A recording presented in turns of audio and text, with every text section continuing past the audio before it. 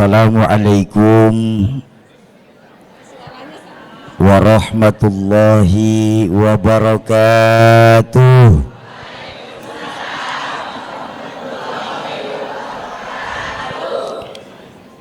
Alhamdulillahilladzi ma anzala alaina al-Qur'ana litashqa illa tadhkiratan liman yakhsha. Wassalatu wassalamu ala sayyidina Muhammadin alladzi kanat hasanatuhu la tuhsa wa ala alihi wa sahbihi ahli sidqi wa tuqa, amma ba'du. Qala Allah ta'ala fil Qur'anil Karim wa huwa asdaqul qailin. A'udzu billahi minasyaitonir rajim. Bismillahirrahmanirrahim. Qalu subhanaka la ilma lana illa ma 'allamtana innaka antal alimul hakim.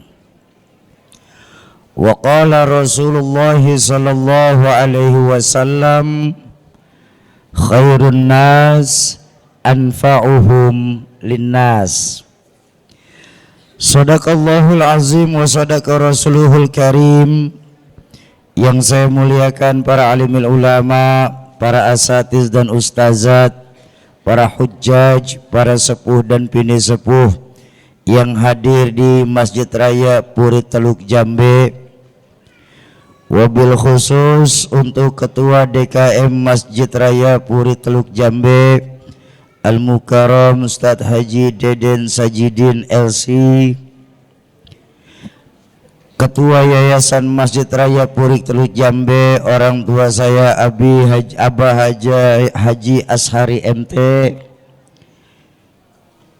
Ketua Bidang Peribadatan Abah Haji Saifuddin, Ketua Majelis Taklim Masjid Raya Puri Teluk Jambe Al-Mukarramah Ustazah Nur Hasanah, yang tadi sudah membacakan ayat suci Al-Quran Al-Mukarram Ustadz Dede. Semoga Allah panjangkan usia guru-guru kita, Allah tetapkan iman dan Islamnya dalam rangka menjaga semangat agama di Teluk Jambe tercinta kita ini. Amin ya Rabbal. Para tokoh-tokoh masyarakat, tokoh-tokoh kepemudaan, aparatur pemerintah baik yang hadir ataupun yang diwakili, wabil khusus ada Babin Kamtibmas Teluk Jambe Bapak Ali, segenap kepala lingkungan di sekitar Masjid Raya Puri Teluk Jambe, tim safari dakwah dari Yayasan Badan Wakaf Al-Quran cabang Kerawang, Ustadz Dodi, Bang Ferry, Bang Anas, Bang Billy dan kawan-kawan, bapak-bapak dan ibu-ibu jamaah ma'asyiral muslimin dan muslimat, para calon penghuni surganya Allah yang dicintai Allah subhanahu wa ta'ala. Alhamdulillah pada pagi hari ini kita duduk dan berkumpul dalam rangka memperingati maulidnya baginda Rasulullah sallallahu alaihi wasallam.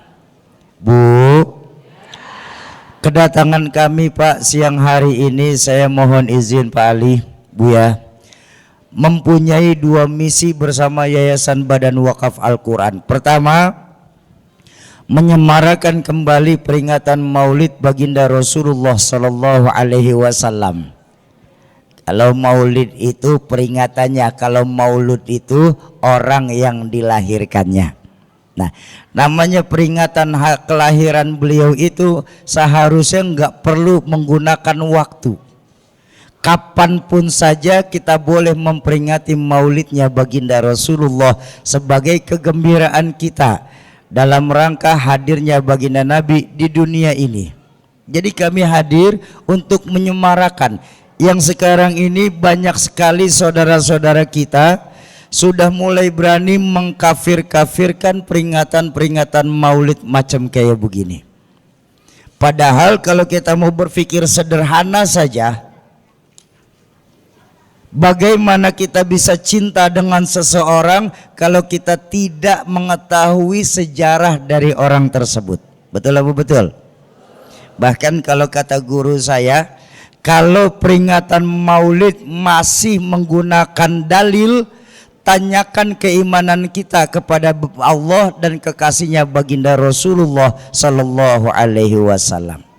Sedangkan kita sendiri kalau memperingati ulang tahun anak kita saja nggak perlu dalil. Lalu kenapa untuk memperingati maulid Nabi harus pakai dalil? Itu yang pertama. Yang kedua, kedatangan kami juga dalam rangka mengumpulkan donatur-donatur Al-Quran skala nasional yang tujuannya adalah untuk menghidupkan kembali Al-Quran di tengah-tengah masyarakat Islamnya. Yang sangat kita rasakan bahwa memang belakangan ini Indonesia kita sedang mengalami yang namanya darurat Al-Quran. Banyak dari kita umat Islam tidak lagi menjadikan Al-Quran sebagai pedoman dalam kehidupan kita. Berapa banyak kita di Kerawang ini sebagai umat Islam hanya menjadikan Al-Quran tidak lebih sebatas mahar pernikahan saja. Ketika akad nikah, gagah sekali masyarakat di Teluk Jambe. Saya terima nikah dan kawinnya Fulanah binti Fulan dengan mahar seperangkat alat sholat ditambah Quran dibayar tunai. Sah. Tapi begitu selesai akad nikah dengan dalih penghormatan, Qurannya ditaruh di tempat yang paling tinggi. Untuk diambil pun susah lagi. Kapan kira-kira Quran bisa turun? Biasanya menjelang Ramadan. Tapi saya minta maaf Abah, minta maaf Pak Ali, minta maaf semuanya orang tua saya. Ini mah bukan di sini, di Jakarta. Lamun di dieu mah sarwa.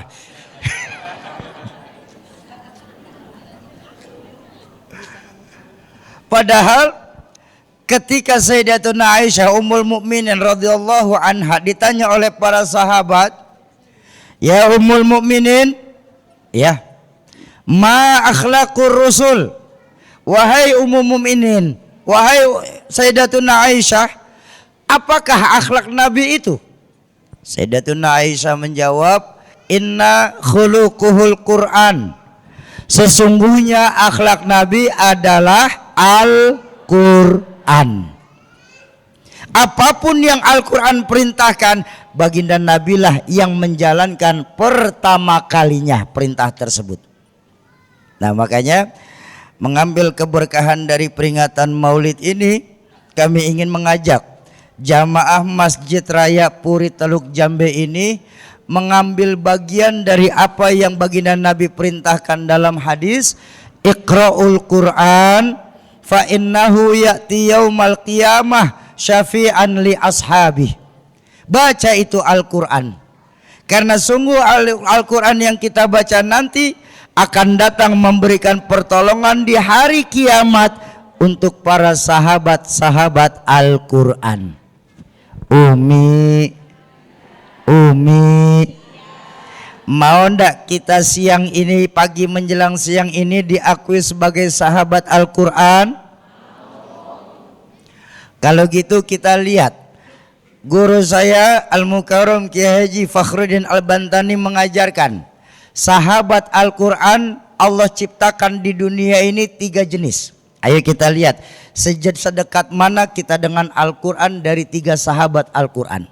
Pertama, mereka sahabat Al-Quran adalah pertama man hifzul Quran. Mereka yang mampu menghafal Al-Quran, menjaga hafalan Al-Qurannya, serta mengamalkan apa yang Al-Quran perintahkan kepada mereka. Kok bisa kayak begitu? Jadi hifzun ini bukan sebatas menghafal. Karena kalau kita mau jujur, di Kerawang ini banyak orang yang mampu menghafal Al-Quran, tapi sedikit orang yang bisa menjaga hafalan Al-Qurannya. Bahkan sangat-sangat sedikit orang yang mampu mengamalkan Al-Quran itu sendiri. Makanya kalau Bapak Ibu ingat ucapan orang tua saya, Rahmatul Abror Ki Zainuddin MZ, Beliau pernah mengajarkan berapa banyak kita umat Islam sekarang ini yang baca Quran dengan suara merdu dapat piala, tapi ketika mengamalkan Al-Quran secara utuh malah dipenjara. Sauki, alhamdulillah kita jamaah Masjid Raya Puri Teluk Jambe belum banyak yang mampu menghafal Al-Quran. Mudah-mudahan nanti turun kepada anak keturunan kami, amin. Tapi apakah kami masih berhak untuk menjadi sahabat Al-Quran? Tentu. Karena yang kedua sahabat Al-Quran, man quri Al-Quran, mereka yang gemar membaca Al-Quran. Memang ciri-ciri orang yang gemar baca Al-Quran seperti apa, Syauki? Dijelaskan dalam satu riwayat hadis, baginda Nabi bersabda, sungguh mereka yang mampu membaca Al-Quran minimal 100 ayat saja dalam kehidupannya, Allah akan berikan mereka 2 perkara dalam kehidupannya. Pertama, orang yang mampu membaca minimal 100 ayat setiap hari dalam kehidupan, pertama, doanya tidak akan pernah tertolak dari sisi Allah. Yang kedua, beliau sudah menggugurkan haknya Al-Quran dalam kehidupannya. Loh, memang Al-Quran punya hak? Tentu. Al-Quran itu makhluk Allah. Namanya makhluk mempunyai kewajiban dan hak. Kewajibannya Al-Quran apa? Memberikan pertolongan nanti di hari kiamat. Karena yang mendapatkan pertolongan hari kiamat itu 3. Pertama, pertolongan dari Al-Quran. Yang kedua, pertolongan dari guru-guru kita. Dan yang ketiga, ini yang paling utama, pertolongannya dari baginda Rasulullah Sallallahu Alaihi Wasallam. Oh, begitu ya Syauki. Iya.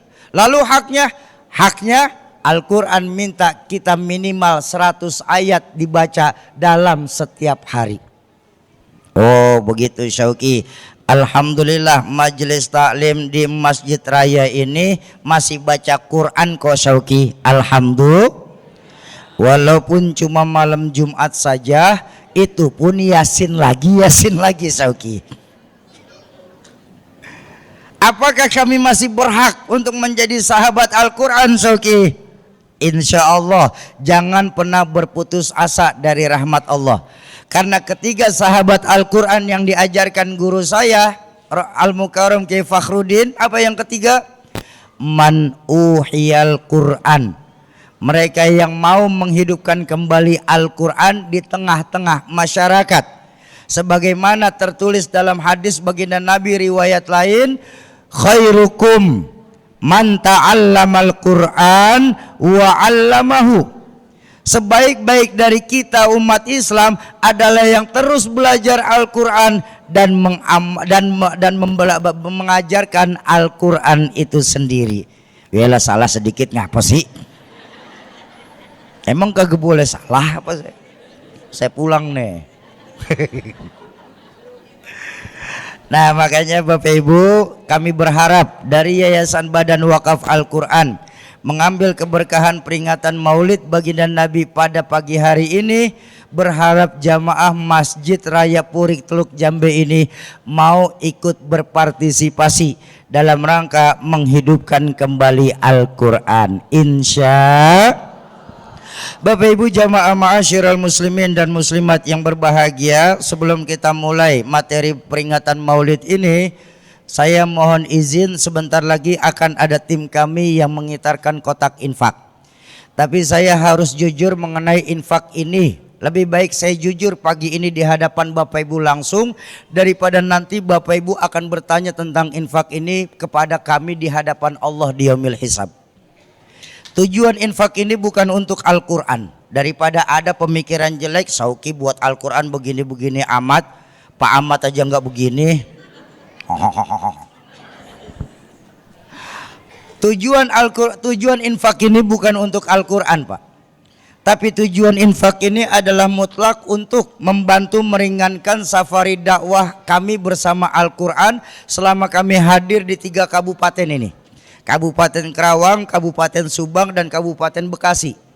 Karena memang kedatangan kami dari 10 hari yang lalu sampai saat ini, alhamdulillah tidak atas sponsor dari perusahaan manapun, juga tidak atas biaya dari pejabat manapun. Bahkan ke berbagai masjid yang kami hadiri dan silaturahmi, kami tidak mengenakan biaya apapun kecuali yang penting siapkan saja jamaahnya. Ya, yang penting siapkan saja jamaahnya. Bapak Ibu boleh tanya nanti sama pengurus masjid, apakah mengeluarkan sedikit saja, sedikit pun untuk kami? Insya Allah jawabannya tidak. Karena kami dari yayasan bertekad, program Al-Quran ini harus benar-benar dari umat, maka insya Allah manfaatnya pun akan langsung kembali kepada umat Islam itu sendiri. Nah makanya sekali lagi dengan kerendahan hati, kiranya Bapak Ibu mau membantu kami dalam rangka meringankan safari dakwah agama Allah ini untuk Al-Quran. Mau membantu meringankan safari dakwah agama Allah untuk Al-Quran? 22 orang bah. Ini kan lebih dari 22 ini. Mau membantu meringankan safari dakwah agama Allah untuk Al-Quran? Alhamdulillah. Bawa duit? Berapa? Bercanda, benar. Baik, untuk menghemat waktu dan mau membantu, Bapak Ibu yang bawa duit tolong siapin duitnya. Yang nggak bawa duit juga nggak apa-apa, pinjam sama sebelahnya. Kalau duit nggak bawa mau pinjam masih malu, Umi handphone boleh, handphone taruh kok. Nggak, maaf bercanda. Baik, sambil kotak infak lewat, ayo kita bersolawat kepada baginda Nabi. Semoga lewat keberkahan solawat asghil ini Allah jauhkan Karawang kita dari bencana. Allah jauhkan orang-orang zalim dalam kehidupan kita. Amin ya rabbal. Allahumma salli wa sallim wa barik alaih.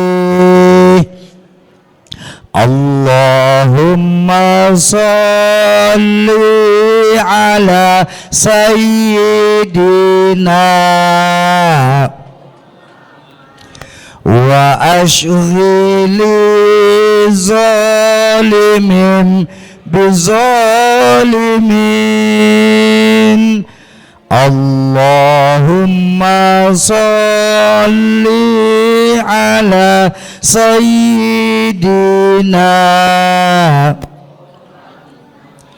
wa ashghili zalimin bizalimin wa akhrijna min bainihim salimin wa ala alihi wa Sebentar Bu,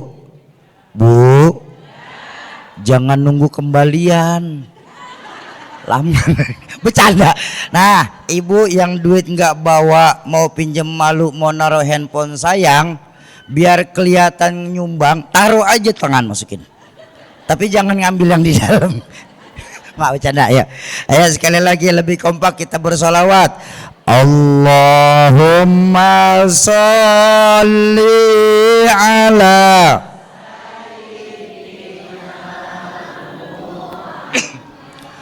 wa ashghili zalimin. Allahumma salli ala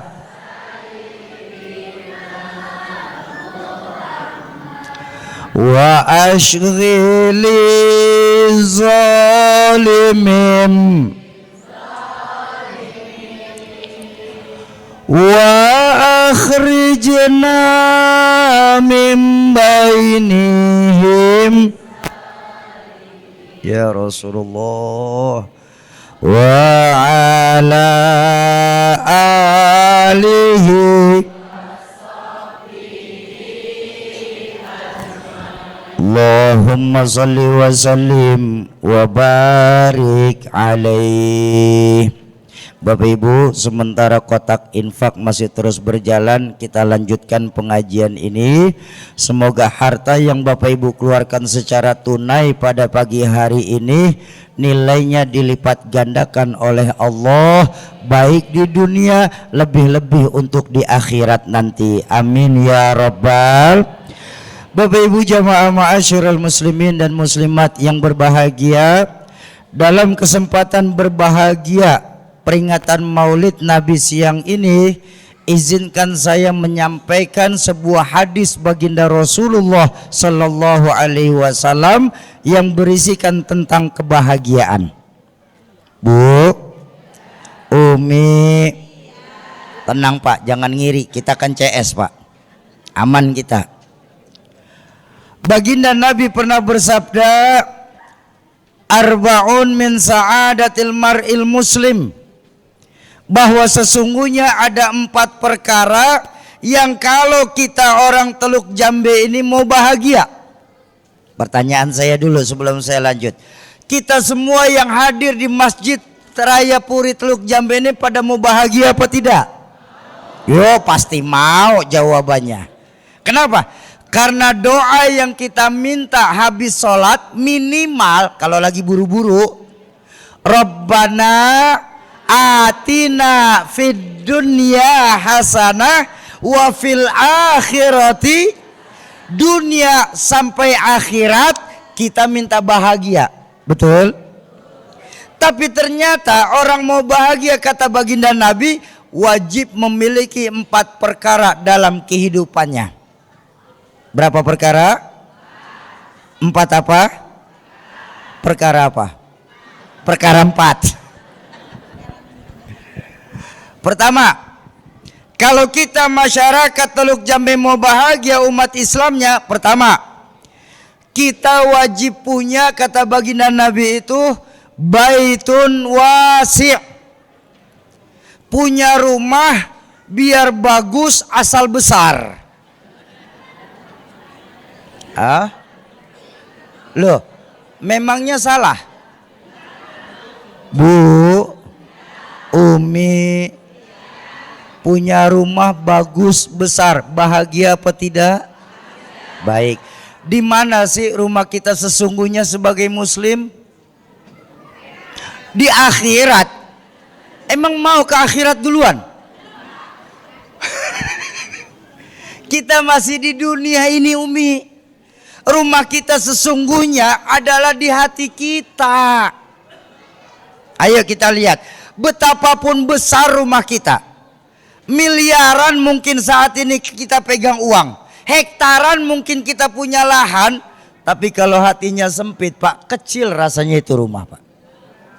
Ini saya minta maaf Pak, berapa banyak kawan-kawan Bapak yang tinggal di perumahan-perumahan mewah di sana, tapi yang tinggal di sana terkena yang namanya penyakit broken home, penyakit ndak betah di rumah. Suami kemana, istri kemana, anak kemana. Rumah bagus-bagus yang nempatin pembantunya saja. Ada apa tidak yang seperti itu? Banyak. Tapi siang ini saya saksikan Pak, ya Allah, majelis taklim Masjid Raya ini luar biasa Pak. Rumah walaupun kecil, alhamdulillah punya. Betul Bu? Alhamdulillah. Walaupun rumah kita masuk golongan pemerintah RSSSS, SSSSS, SSSSS. Rumah yang sangat-sangat sederhana sekali, sampai saja selonjoran pun susah. Udah cari terjemahan bebas pagi-pagi Pak, mau serius bener.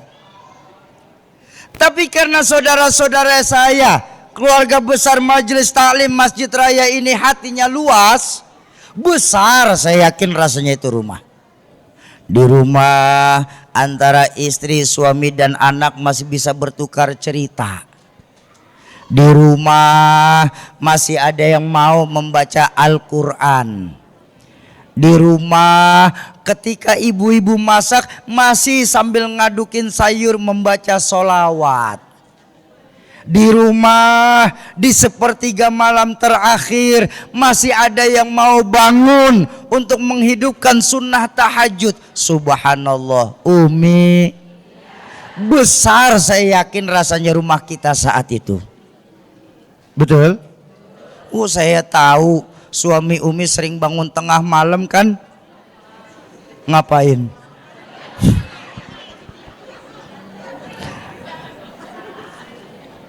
Suami ibu bikin repot malaikat, Bu. Malaikat udah siap-siap ngambil buku catatan, kirain mau tahajud. Kamar mandi doang. Bu, malaikat aja dibohongin apalagi ibu.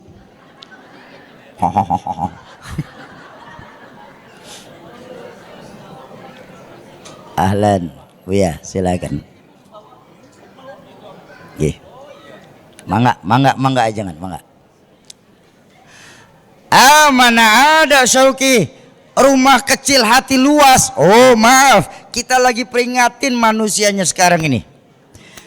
Baginda Rasulullah Sallallahu Alaihi Wasallam dalam sejarah tercatat rumah beliau itu enggak lebih dari 3 kali 4 meter saja. Bayangkan, tanyalah sama diri kita sekarang ini. Saya percaya ada di antara bapak ibu yang ukuran 3 kali 4 meter itu baru ruang tidurnya saja. Betul? Baginda Nabi cuma 3 kali 4 meter total rumahnya. Bahkan sejarah mencatat beliau ketika hendak sunat tahajud, saat mau sujud, istri beliau Sayyidatuna Aisyah sampai melipat kakinya supaya Nabi bisa sujud. Tapi tengok Umi, dari rumah yang 3 kali 4 meter tersebut keluar sabda beliau yang dahsyat. Apa? Baiti jannati, rumah tanggaku laksana sorga bagiku. Kenapa? Karena hatinya Nabi luas. Ini kadang yang bikin celaka Teluk Jambe ini, sudah rumah ngontrak hati sempit. Kiamat itu. Itu kata guru, kata orang tua saya, kena 2 penyakit. SMS. Susah melihat orang senang, senang melihat orang. Bu, percayalah Bu, orang yang kena 2 penyakit ini insya Allah nggak bisa gemuk. Benar-benar ini. Ngelihat orang senang susah, ngelihat orang susah seneng, lama gemuknya. Nggak boleh ngelihat tetangga pulang ke rumah bawa plastik Indomaret meriang. Bawa ke puskesmas, di depan puskesmas ngelihat temennya lewat pakai motor baru, diimpus. Bagaimana kalau dia dapat telepon temennya beli tanah, mati dia bisa. Tersiksa oleh perasaan. Makanya baginda Nabi mengajarkan kalau kita mau bahagia harus punya hati yang luas. Merasa cukup atas apa yang Allah berikan kepada kita, enggak mudah ngiri atas apa yang sudah Allah berikan kepada orang lain. Ngiri ini penyakit bahaya Umi. Itu baru ngiri, coba kalau nganan. Lebih jauh Pak.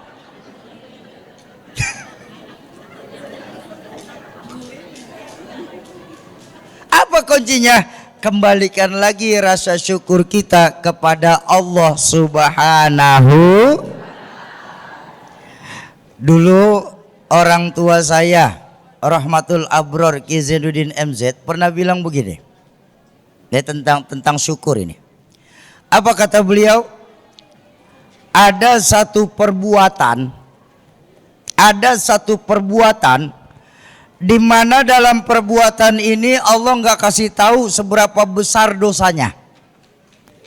Tapi kita masyarakat Teluk Jambe ini sering terjebak dalam berani mengecilkan, berani menyepelekan, bahkan berani melakukan perbuatan ini. Padahal di perbuatan ini Pak, Allah nggak kasih tahu seberapa banyak dosanya. Beda dengan dosa-dosa lain. Kalau dosa-dosa lain, apa itu Syauki perbuatan yang Allah nggak kasih tahu pahala nilai dosanya? Kufur nikmat. Hati-hati nih.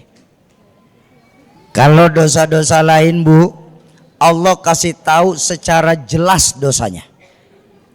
Maaf, saya minta maaf Pak. Zina itu jelas dosanya. Apa dosa zina? Orang yang sekali melakukan perbuatan zina, nanti mereka akan direbus dalam neraka oleh Allah selama 40 tahun lamanya.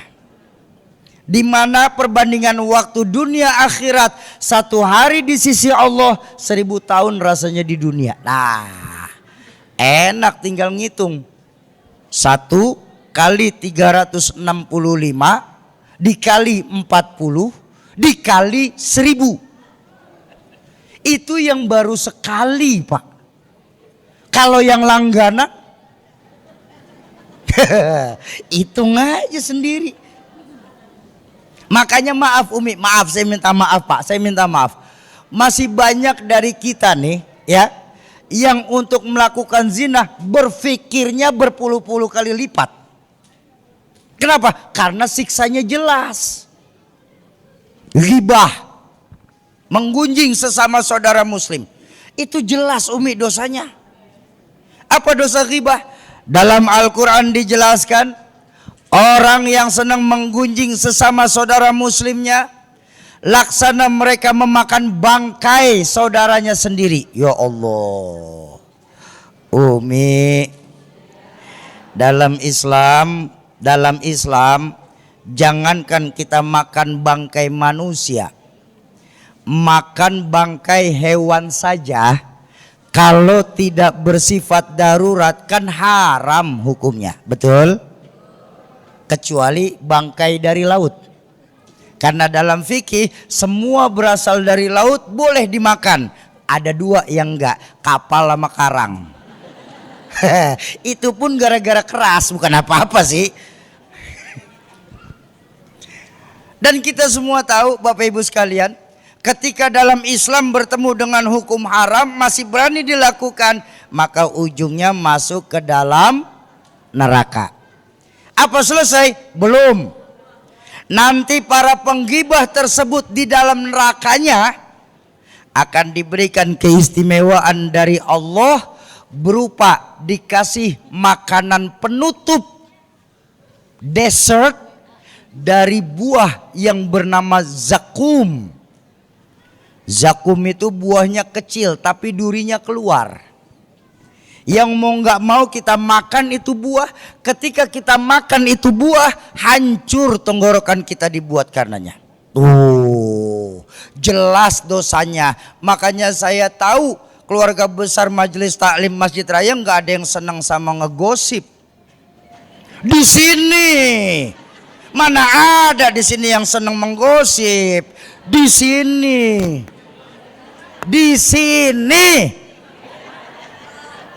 nggak tahu nanti kalau udah keluar. Baik, zina, ghibah jelas dosanya. Mencuri, korupsi jelas dosanya. Mabuk jelas dosanya. Tapi ketika bicara kufur nikmat, Allah nggak kasih tahu seberapa besar dosa kufur nikmat. Sebab dalam Al-Quran Allah hanya mengingatkan, la in syakartum la azidannakum. Kalau kalian bersyukur, aku akan tambah nikmatku. Wala in kafartum, tapi apabila kalian kufur akan nikmat-nikmat yang aku berikan. Keluarga besar Masjid Raya Puri Teluk Jambe, ingat baik-baik, inna azabi la syadid. Sungguh azabku sangat pedih adanya. Allah nggak kasih tahu seberapa besar pedih azab Allah tentang kufur nikmat. Apakah lebih hebat dari zina?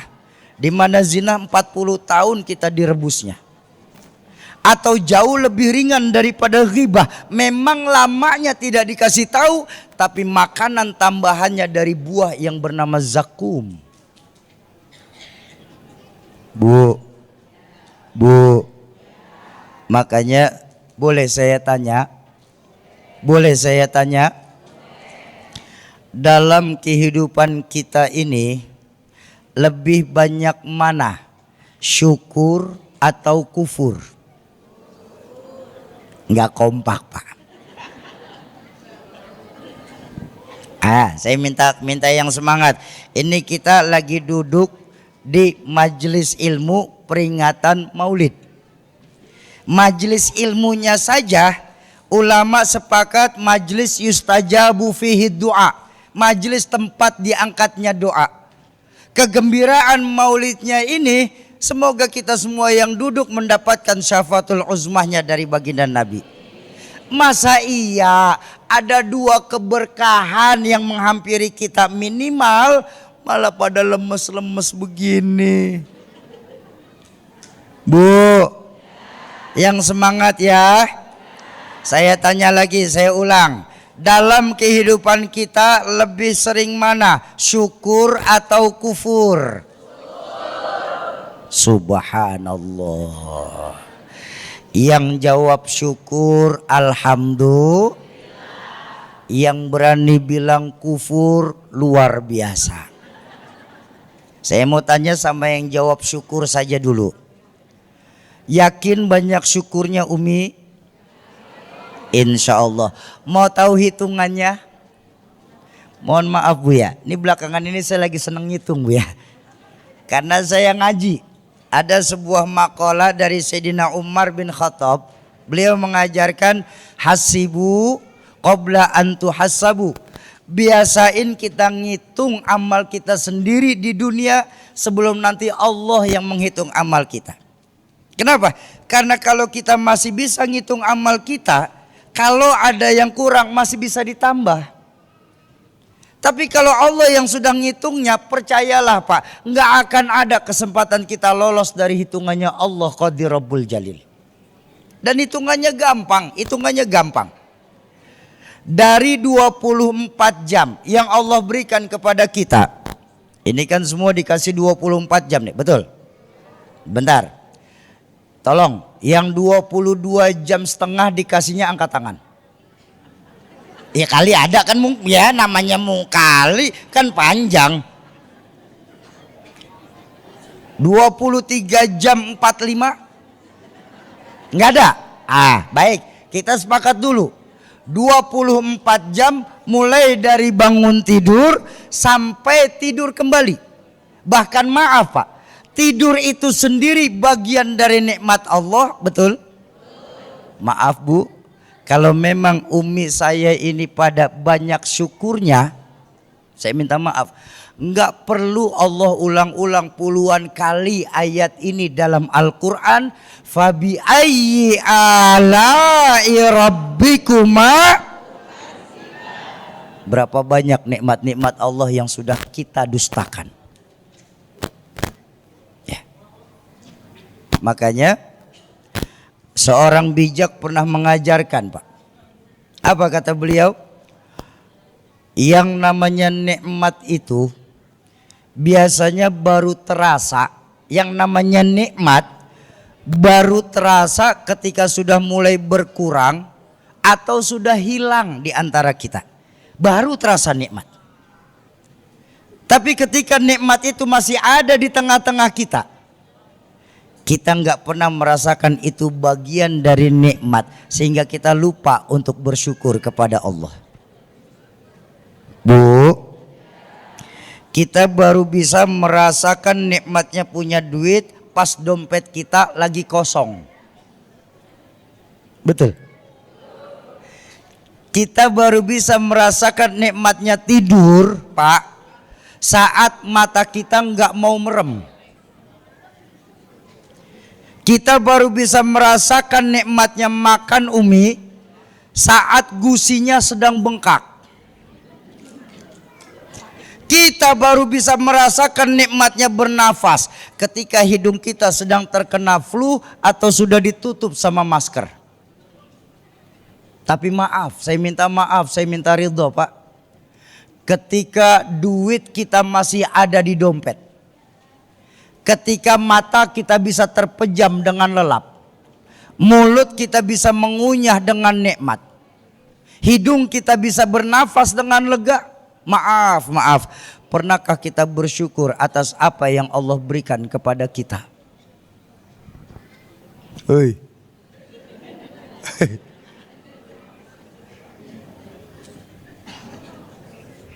Makanya Al-Quran itu contekan kita Pak.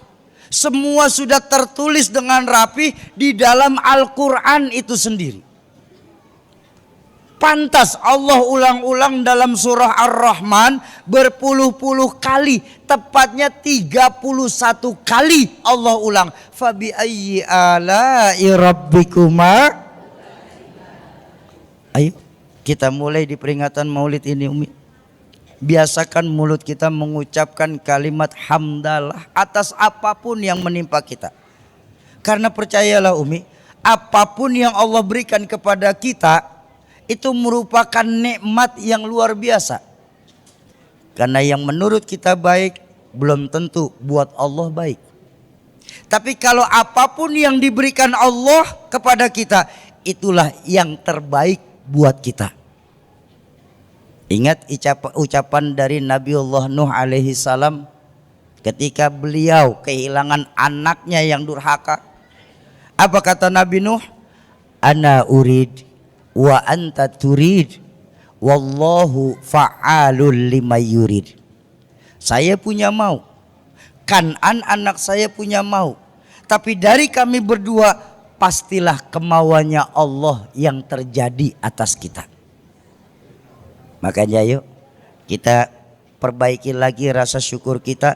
Apapun bentuknya yang Allah berikan kepada kita, jangan pernah berberat lidah untuk mengucapkan kalimat Alhamdulillahi Rabbil.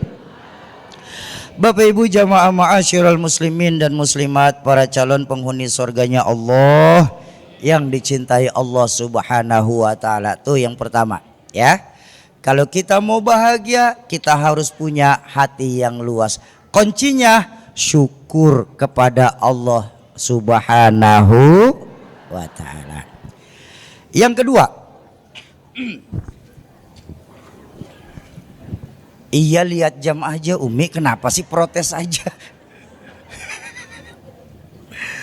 Yang kedua, kalau kita mau bahagia, pesan baginda Nabi apa? Yang kedua, kita wajib punya Pak, mohon maaf Umi, sekarang saya ngomong ke bapak-bapak, karena Nabi kan seorang laki-laki. Makanya hadis yang keluar Pak, kalau kita mau bahagia, kita harus punya zaujatun solihah. Punya istri biar cakep asal taat. Beneran ini? Nih Pak, saya kasih tahu rahasia Pak. Tapi janji jangan kasih tahu siapa-siapa lagi. Soalnya ini rahasia. Pak.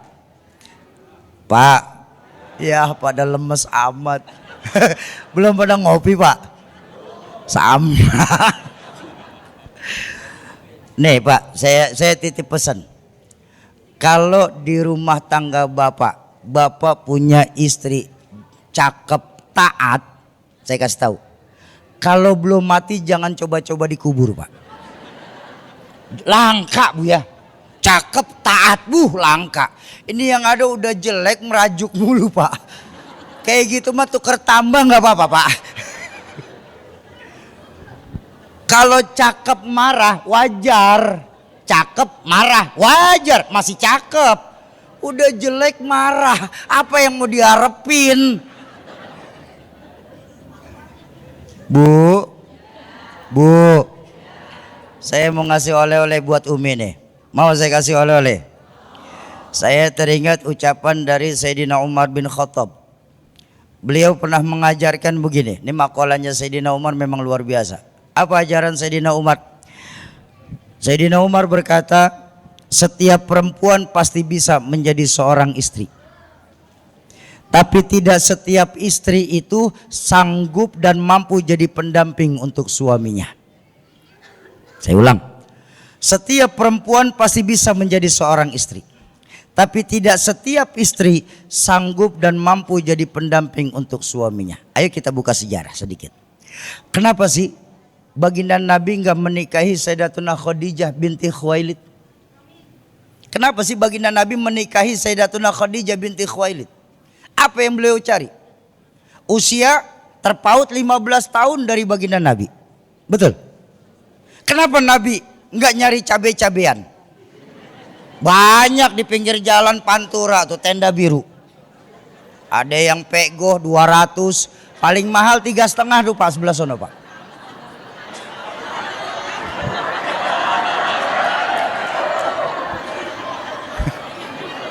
Langganan.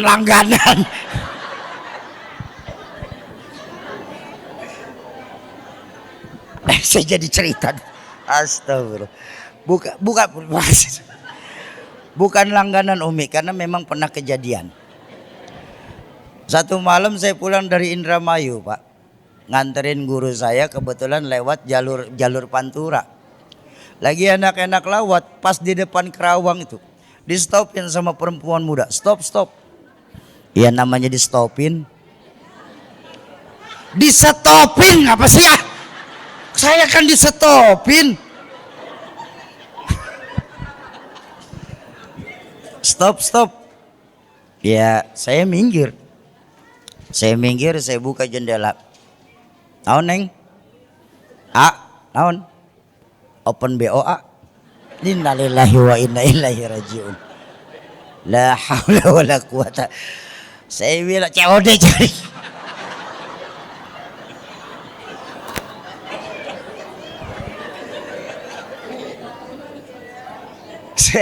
Saya senyum, saya bilang sama perempuan tersebut, Neng, kamu mah kebangetan ya Neng?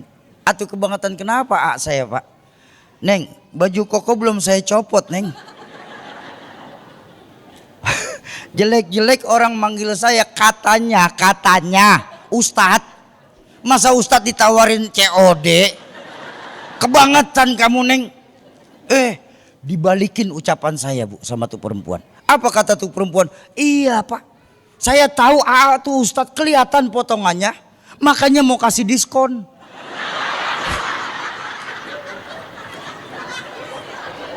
Tabarukan magiin. La haula wala quwwata. Udah langganan.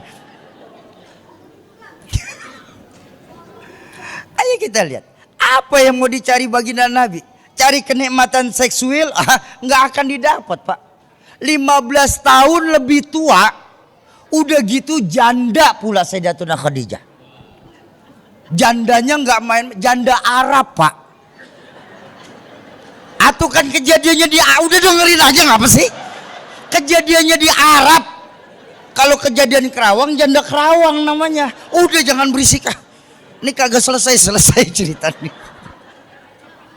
Saya baru di sini Bu ya, ceramah diprotes mulu mau.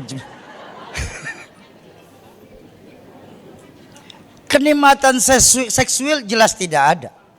Apa yang dicari? Baginda Nabi tidak mencari istri, beliau mencari pendamping. Coba lihat Sayyidatuna Khadijah. Di saat orang lain belum beriman, Sayyidatuna Khadijah sudah percaya dan beriman terlebih dahulu. Di saat orang lain memusuhi Nabi, ya Allah, Sayyidatuna Khadijah korbankan harta untuk dakwah baginda Nabi. Istri beriman. Iya Pak. Jadi kalau besok Bapak keluar dari rumah, istri nanya, mau kemana Pak? Nyari Khadijah.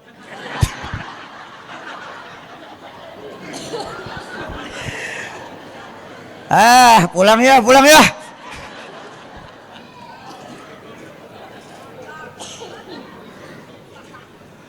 Umi, ini tahadusan binikmah nih Umi ya. Saya minta maaf, saya minta ridho. Saya nih Umi, kalau saya di alam roh saya boleh pilih, Fulan, umpama ada pilihan ini umpama, Fulan, Labbaik ya Rabb.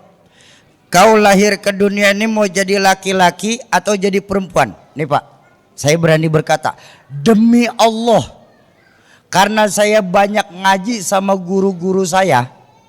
Ketika saya tahu keutamaannya, kalau boleh milih, saya milih jadi perempuan daripada laki-laki Pak. Kenapa? Perempuan itu untuk meraih surganya Allah modalnya nggak perlu banyak. Beda sama kita laki Pak. Kita orang laki untuk meraih surganya Allah syarat ketentuan berlaku. Kayak kita beli handphone syarat ketentuan kan banyak banget itu.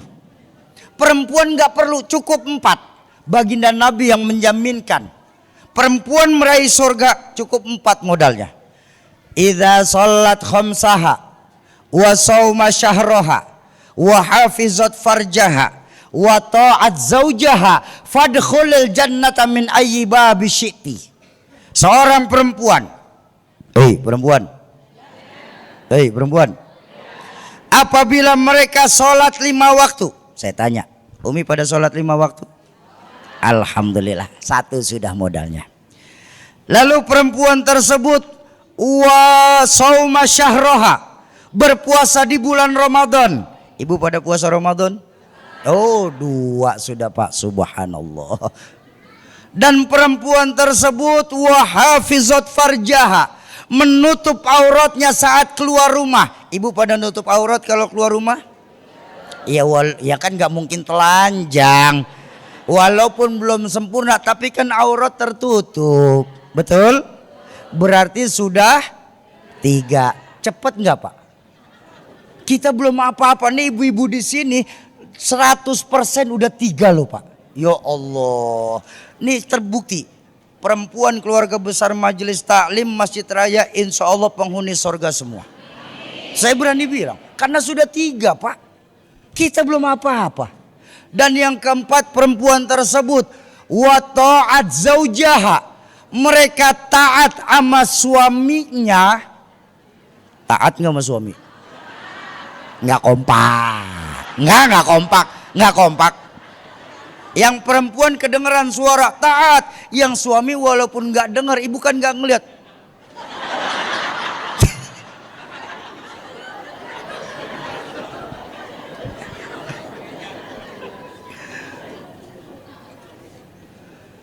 Perempuan yang punya 4 modal ini jaminan baginda Nabi apa?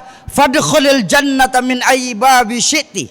Silahkan kalian yang punya perempuan punya 4 modal ini, masuklah lewat pintu surga yang manapun kalian kehendaki. Gampang apa susah? Gampang kalau ngomong.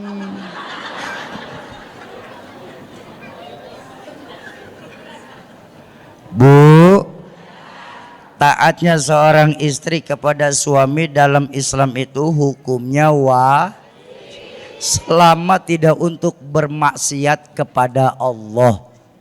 Jadi kalau suami ngajaknya maksiat, maka nggak akan ada lagi ketaatan kepada suami. Boleh nggak taat?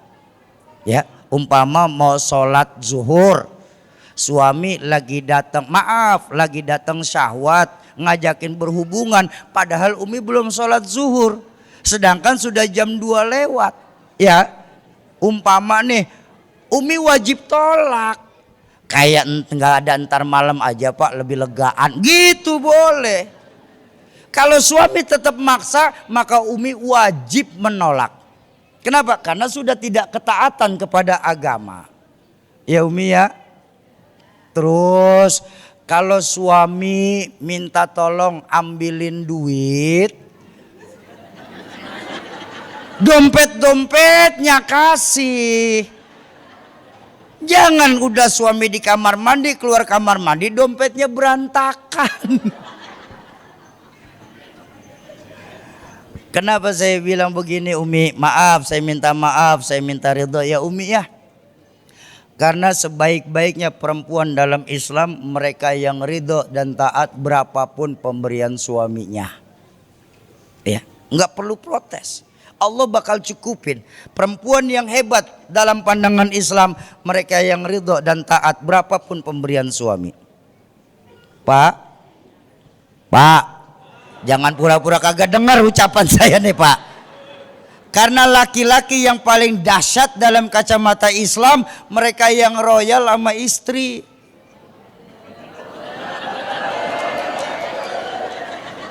Maaf Pak. Ini saya nggak lagi berpihak, saya lagi ngomong ilmu nih Pak. Maaf Pak. Ini kita sama-sama laki ya Pak. Kita fair-fairan. Kita orang laki kan lebih sering egois sama bini kita Pak. Kita lebih sering ngelupain pasangan kita Pak. Ya Allah ya Rabbana. Kita taunya tuh cuma ngasih duit. Nih yang bingung perempuan Pak. Udah ngasihnya pas-pasan, minta makannya yang enak-enak. Dasar laki-laki. Makanya Bu, maaf. Saya sampai sekarang gak seneng sama laki-laki Bu.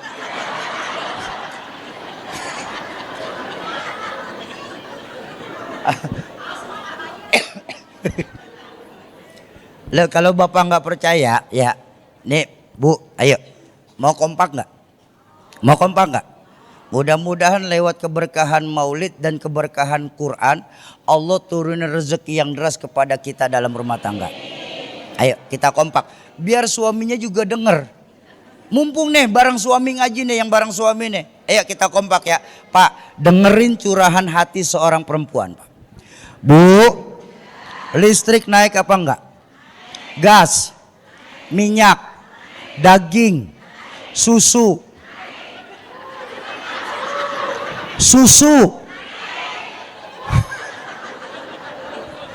Nggak kompak Bah.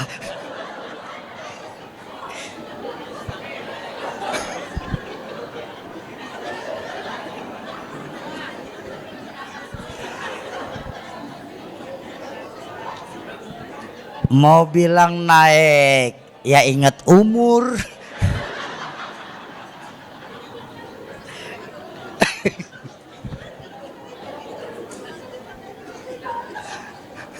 Iya nggak apa-apa Umi, ketawanya dilepas saja nggak apa-apa, jangan ditahan. Karena semalam kejadian ketika kami di Subang, ada ketika jamaah pada ketawa lepas, satu ibu-ibu di pojokan tahan. Begitu rapi baca doa bangun, karpetnya basah masjid. Ya jangan ditahan, ketawa aja lepas. Kasihan pengurus masjid ngerepotin beresin karpet basah nanti.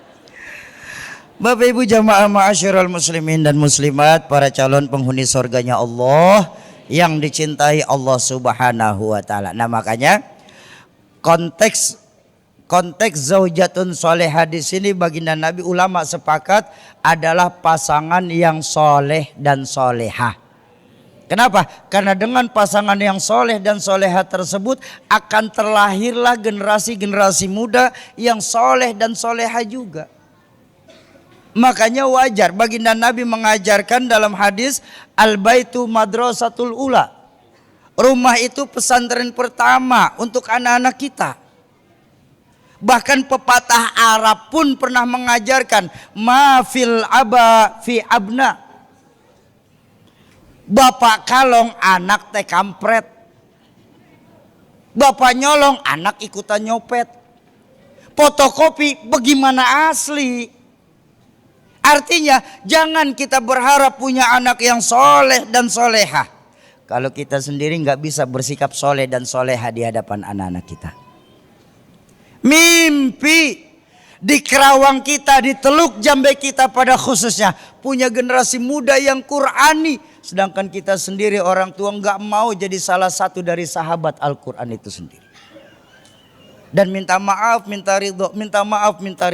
Jangan pernah berharap masjid-masjid yang ada di dekat rumah kita bakal dipenuhi anak-anak muda untuk sholat berjamaah kalau kita orang tua sendiri nggak mau ngajak anak-anak kita sholat berjamaah di masjid Pak. Ya, ingat, kullu mauludin yuladu alal fitrah. Setiap anak yang dilahirkan kondisinya suci.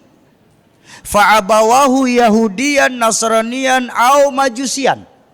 Bapak emaknya lah yang akan membuat ini anak menjadi seorang Yahudi, Nasrani atau penyembah matahari dari Majusi. Kita orang tuanya. Makanya ayo pantesin dulu diri kita untuk menjadi orang tua yang soleh dan soleh. Jangan lupa Pak, anak yang ada dalam rumah tangga kita itu merupakan amanah yang Allah berikan karena Allah percaya sama kita. Tapi juga ingat, menyia-nyiakan amanah itu dalam Islam hukumnya khianat. Dan khianat itu salah satu dosa besar di hadapan Allah Qadi Rabbul Jalil. Makanya saya minta maaf ya Umi ya, saya minta maaf, saya minta ridho. Yang membedakan kita sama monyet itu cuma sebatas sholatnya. Betul kan? Anatomi hewan yang paling mendekati manusia adalah monyet. Kita tidur, monyet tidur apa tidak? Tidur. Kita makan, monyet makan apa tidak? Makan. Kita sholat, monyet sholat apa tidak? Makanya kalau suami ibu pada nggak sholat sama aja. Bukan saya ngomong, bukan saya loh Pak nih. Ibu punya dendam apa sama suami sebenarnya Bu? Pak, kalau istri bapak di rumah kagak pada sholat, sama aja bapak tidur ama. Bapak yang ngomong Bu, bukan saya Bu, bukan. Ayo jadikan diri kita sebagai sosok orang tua yang soleh dan solehah di hadapan anak-anak kita. Bapak Ibu jamaah ma'asyiral muslimin dan muslimat, para calon penghuni surganya Allah yang dicintai Allah Subhanahu wa taala. Nah, makanya mengambil keberkahan, menciptakan generasi-generasi muda yang Qur'ani lagi. Siang ini kami dari Yayasan Badan Wakaf Al-Quran mengajak jamaah, sebelum kita mulai materi lagi, saya ingin mengajak jamaah Masjid Raya ini untuk ikut berpartisipasi bersama Yayasan Badan Wakaf Al-Quran dalam program Wakaf Al-Quran. Oh gitu ya Shoki? Iya Shoki, saya sih pengen ikut Shoki, cuma ada sedikit masalah. Apa? Saya belum punya duit. Oh tenang, kirain apaan masalahnya? Cuma duit saja kan? Cuma duit aja kan gak punya? Jangan gara-gara kita nggak punya duit kita nggak mau ikut berwakaf Umi. Ya kalau nggak punya duit bagaimana bisa ikut? Kan wakaf, sedekah, pembangunan masjid, pembangunan pesantren, ibadah yang harus AUD, ujung-ujungnya paseh amat ke perempuan kalau ngomongin duit. Baik. Ada dua alasannya Umi, kenapa saya bilang jangan khawatir nggak punya duit. Pertama Pak, yang nggak punya duit itu kita. Tapi Allah Tuhan kita Maha Pemberi rezeki. Percaya apa tidak? Nih saya tanya, dari tahun 1 sampai sekarang modal ayam dalam mencari nafkah itu cuma 2, patok sama ceker. Ya, ayam nggak ada yang ikut tender proyek, nggak ada. Ikhtiar ayam mencari rezeki cuma patok sama ceker. Dikasih apa tidak sama Allah? Dikasih. Cacing nggak dikasih akal, nggak dikasih tangan, nggak diberi kaki, tapi dijamin rezekinya oleh Allah. Betul. Lah kok kita manusia Pak, Allah berikan akal untuk berpikir, tangan untuk bekerja, kaki untuk berusaha, masih ragu dengan ketetapan janji Allah.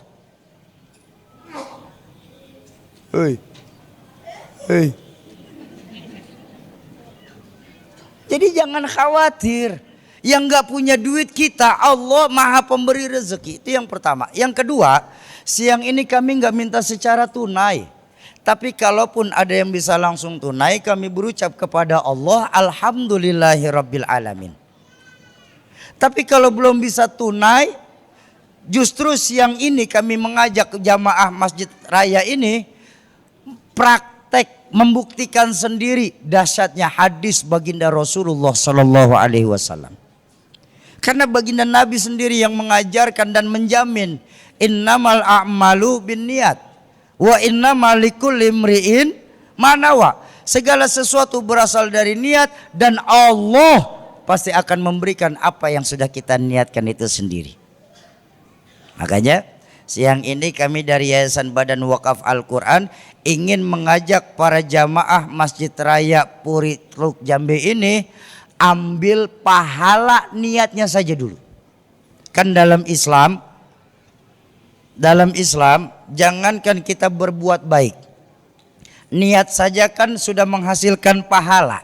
Betul apa betul? Salah. Tidak semua niat itu menghasilkan pahala. Contoh, saya niat nanti subuh saya sholat di Masjid Raya Puri Teluk Jambe. Bagus nggak niat saya? Bagus. Tapi sampai qomat subuh saya belum keluar dari rumah saya di Kebayoran. Maka saya belum mendapatkan pahala niat saya walaupun niat saya baik. Kenapa? Karena dalam fikih diatur, dalam kitab Iqna kalau Bapak mau cari rujukan, di bab niat itu gamblang. Niat yang menghasilkan pahala itu wajib diiringi dengan ikhtiar. Saya niat sholat subuh di Masjid Raya Puri Teluk Jambe. Ya. Ketika sudah jam 3 saya bangun, saya melakukan perjalanan dari Kebayoran menuju Kerawang Masjid Raya Puri Teluk Jambe ini. Tapi di tengah tol ban kendaraan saya pecah, yang menyebabkan saya nggak bisa datang sholat jamaah. Baru saya mendapatkan pahala sholat subuh berjamaah Masjid Raya sebanyak jamaah yang hadir di masjid itu sendiri. Nah sama siang ini ngambil keberkahan maulid, menghidupkan kembali akhlak Nabi berupa Al-Quran. Ayo ambil pahalanya dengan cara berniat saja. Syauki, kalau niat kapan kami tunaikannya Syauki? Kapanpun silahkan saja. Ya, ketika Allah sudah kasih keluasan rezeki silahkan tunaikan. Kalau memang siang ini belum ada, boleh besok. Besok belum punya, pekan depan. Pekan depan belum kelihatan, bulan depan. Bulan depan masih nggak ada, silahkan kapanpun. Ketika Allah kasih kita rezeki untuk menunaikan, silahkan tunaikan.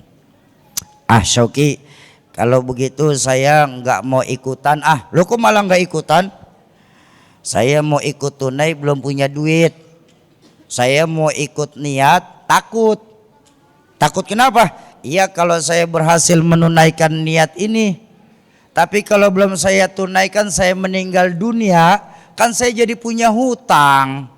Saya nggak mau meninggal bawa hutang Syauki. Nanti saja mendingan kalau sudah ada rezekinya, nunggu punya duit baru beramal. Salah. Untuk berbuat baik itu nggak perlu nunggu punya duit. Dan maaf kalau itu yang ibu bapak takutin, kami dari Yayasan Badan Wakaf Al-Quran berani berkata, demi Allah, kami tidak akan menjadikan niat Quran Bapak Ibu siang ini sebagai beban hutang baik di dunia lebih-lebih di akhirat. Kok bisa begitu Syauki? Sebab kami tidak mengajak jamaah Masjid Raya untuk berniat nazar. Kalau kami mengajaknya niat nazar, maka jatuhnya hutang. Terucap dari ucapan kita. Syauki, nanti saya tunaikan 7 hari ya. Mungkin karena kesibukan sehingga lupa, sampai hari ke-8 belum ditunaikan. Ketika itu terjadi, tolong jangan salahkan kami dari yayasan. Kami akan menelpon dan menagih Bapak Ibu macam debit kolektor. Bener Umi. Kenapa? Kan nazar. Nazar adalah hutang. Pun umpama belum 7 hari ketetapan Allah yang terjadi, kita meninggal dunia. Maka maaf Umi, beban nazar ini wajib turun kepada anak keturunan kita. Kenapa bisa begitu? Karena hutang wajib ditunaikan. Lalu yang kalian bawa apa Syauki siang ini? Kami cuma mengajak jamaah untuk berniat azam saja. Azam saja. Kapanpun Allah kasih keluasan rezeki silakan tunaikan. Dan kami tidak akan pernah menagih. Sekali lagi saya tekankan, kami tidak akan pernah menagih. Kalaupun nanti ada admin kami yang menelpon, tugasnya cuma mengingatkan saja. Jadi kalau Umi merasa tertagih nanti silakan adukan langsung, karena kebetulan di Kerawang kami punya cabang. Adukan langsung ke cabang kami bahwa kami merasa tertagih dan merasa dirugikan saat ini. Silakan tanggung. Tuh, ya. Lalu Syauki, kalau kami meninggal bagus. Lo kalau kok malah bagus? Karena paling tidak Bapak Ibu langsung menyaksikan betapa dahsyatnya pahala dari niat yang kita lakukan saat ini. Ayo, mumpung ruh belum berpisah dari jasad, mumpung ladang amal masih banyak yang bisa kita tanam. Kalau bukan sekarang, mau kapan lagi kita bisa menghidupkan Quran? Kalau bukan kita, hendak siapa lagi kita menanti yang mau menghidupkan Al-Quran itu sendiri? Bapak Ibu, bagaimana prosesnya nanti akan disampaikan oleh abang saya, Ustadz Dodi. Saya izin untuk istirahat terlebih dahulu. Tapi saya mohon tolong jangan bubar. Kenapa? Pertama, program ini program wakaf. Maka nanti di akhir acara kita akan melakukan akad wakaf secara jamak. Yang kedua, dan ini yang terpenting, jangan biasakan kita bubar sebelum ditutup sama doa. Kok begitu Syauki? Karena keafdolan, keutamaan satu majelis itu bukan saat penceramahnya lagi ngomong. Tapi keberkahan satu majelis itu ada saat pembacaan doa itu sendiri. Dulu orang tua saya pernah bilang begini, orang yang pulang sebelum ditutup pakai doa sama kayak dia pakai baju bagus, pakai dasi tapi lupa pakai celana. Ke atasnya ganteng Pak, nengok ke bawah rada angker Pak. Ayo Bapak Ibu, sekali lagi kami berharap jadikan diri kita masing-masing pada siang hari ini sebagai sahabat-sahabat Al-Quran. Silahkan.